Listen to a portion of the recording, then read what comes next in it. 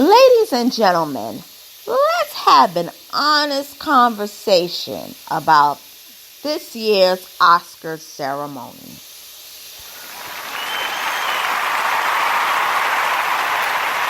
Hey everyone, it's your girl Miss Anna Little Cole. Yes, I'm coming to you straight out of NYC on this rainy Monday afternoon. So, if anyone knows me, anyone who has been subscribed to my channel for the last 6 years, you know that I am one of the few black people who has expressed that I regularly watch the Oscars yearly.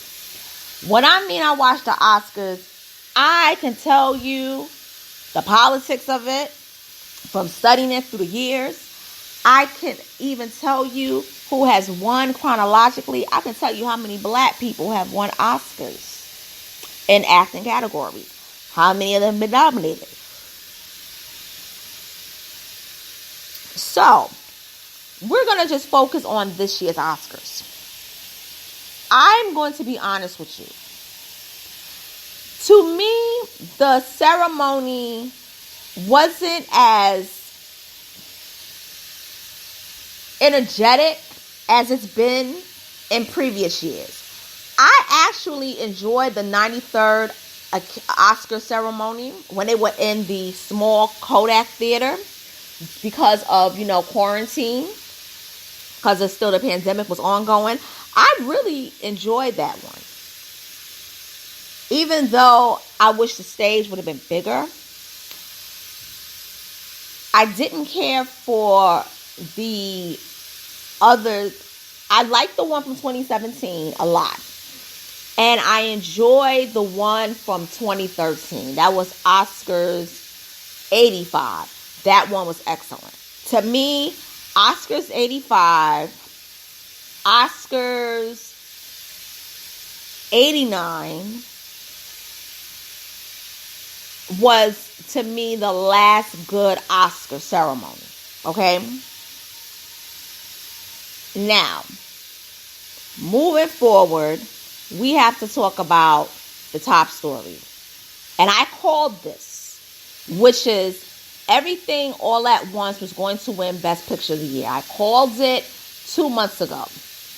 And I saw the movie. And I'm going to do a review on the movie because I'm going to explain to you all in the review why they had to win. Now, Everything Everywhere One at Once is a groundbreaking film because it's the first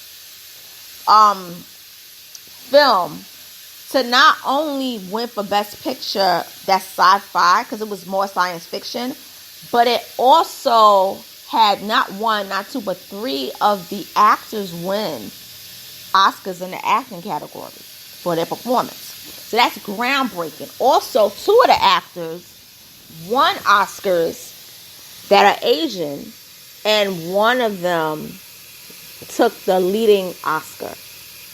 And that's Michelle Yeoh. And I'm going to tell you something. When I saw her performance, before I saw the full movie, I saw the trailer. I said, she got the Oscar. I said, she got it. She got it. It's her name on it. She got the Oscar.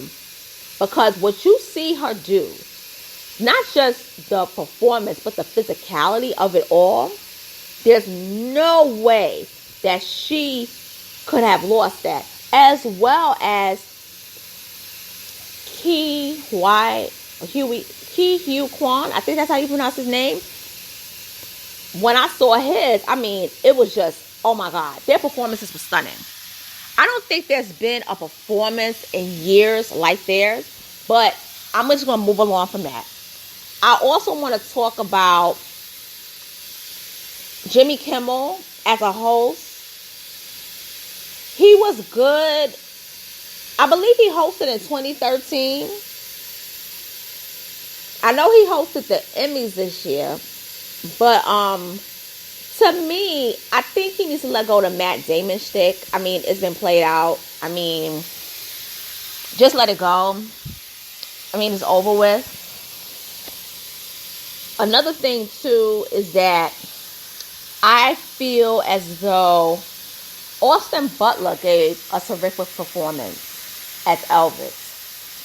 But he is he's not new to the game, but this is the first time being recognized, and he's not a household name like brendanfraser or Colin Farrell.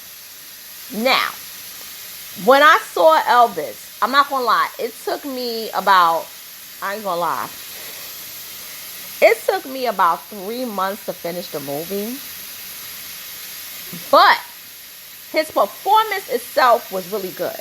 But the movie was too busy for a theatrical film. But everything, everywhere, all at once, it was very busy, but you understood why it was busy.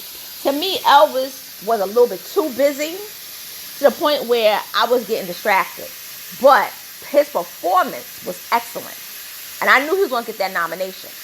Now, brendanfraser for The Whale, I had a feeling that he was going to get it because he was playing a gay man that was sick.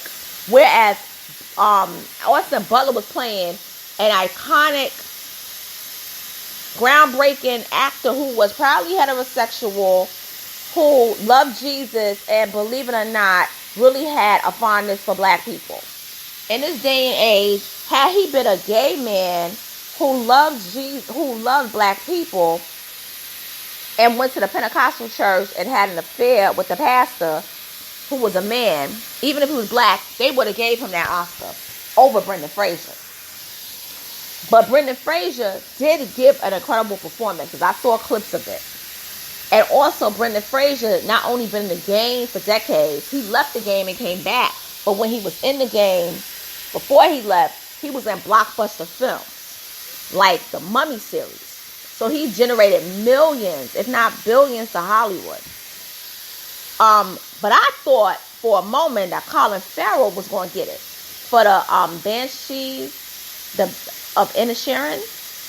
I thought they was going to give it to him, but hey, they didn't. So they didn't give it to him. Now we gonna go to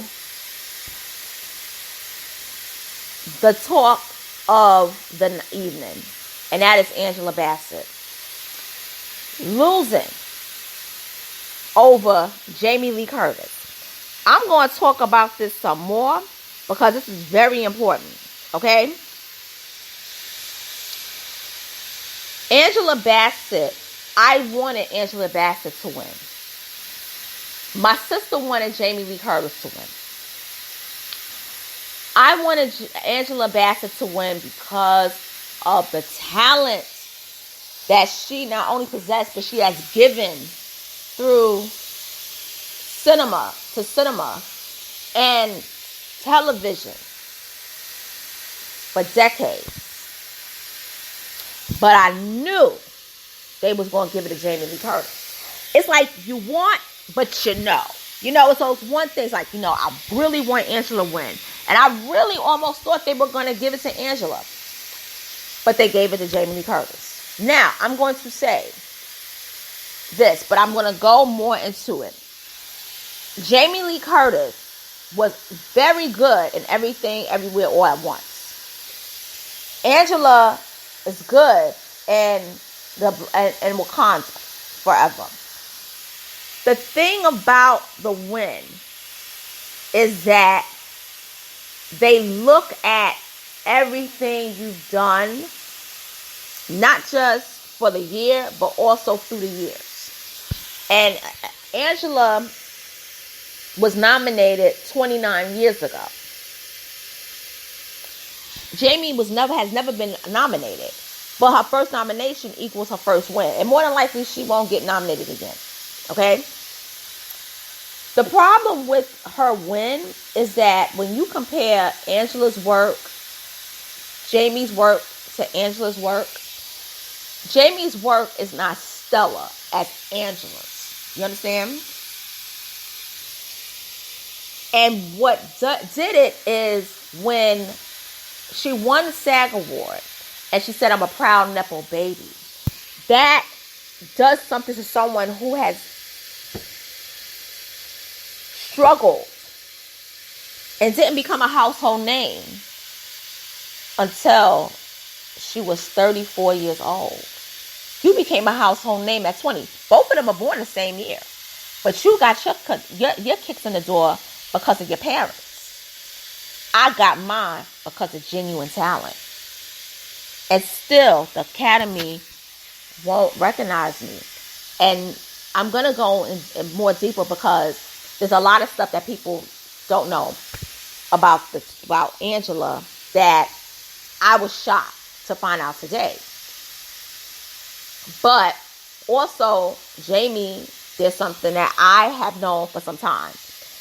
Now, moving along with the music, I thought that the song Lift Me Up by Rihanna was beautiful, but I knew it wasn't going to win. Ruth Carter got her second Oscar for costume design. Ruth Carter is phenomenal with costumes. I mean, she's excellent at it. She attended Hampton University. She's an Aries. I have to say that because I knew about that before. And she's groundbreaking. She's the first black woman to win for costume, and she got 2 of them. So congratulations to her. And I love how she acknowledged the ancestors. She said her mother became an ancestor a couple of days ago. And she said, Chadwick, take care of my mother. Her mother was 101. Phenomenal. It's about time we got to start acknowledging our ancestors when they go to the other side. I love that. What else? Everything Everywhere Where at Once took 7 awards. And I knew they was going to take Best Picture. They took Best Director. They took Best Original Screenplay. They took home, I believe it was Best it was not producing, but it was like visual effects, I believe. Then they took home Best Supporting Actor, Best Supporting Actress, and Best Actress. And Michelle Yeoh has become the first Asian actress to win an Academy Award in a leading role. And the second woman of color to do so. That's phenomenal as it is. Okay? She stands on the shoulders of the first Asian superstar in Hollywood, Anna Mae Wong. And that's a name that many people should know. But racism is the reason why many people don't. What else? I mean, in closing, it wasn't a memorable show. I'm just going to be honest. It wasn't. But to me, the Angela Bassett loss of her not getting that Oscar, it hurt. Just see that look on her face. And I'm a Leo like Angela. Her birthday's after mine. So I know for a fact that Angela was stunned. I don't believe she was so much jealous of. I don't believe she was jealous at all of Jamie winning, but it was the whole Nepo baby thing. And that what she said was true.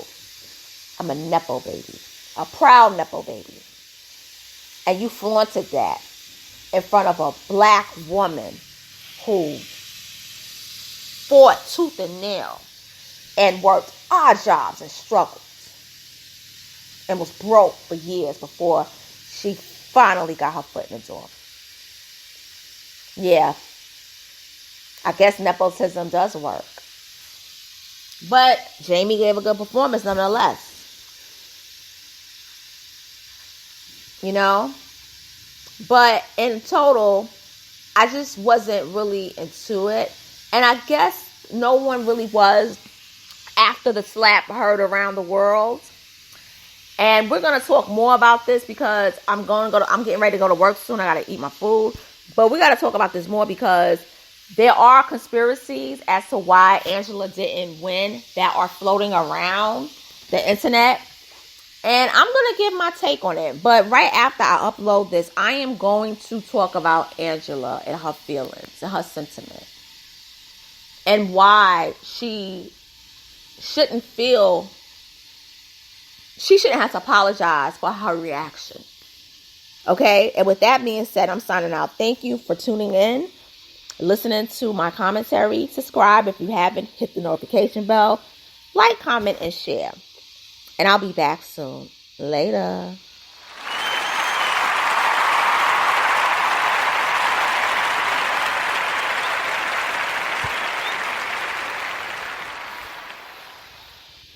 Mm-hmm.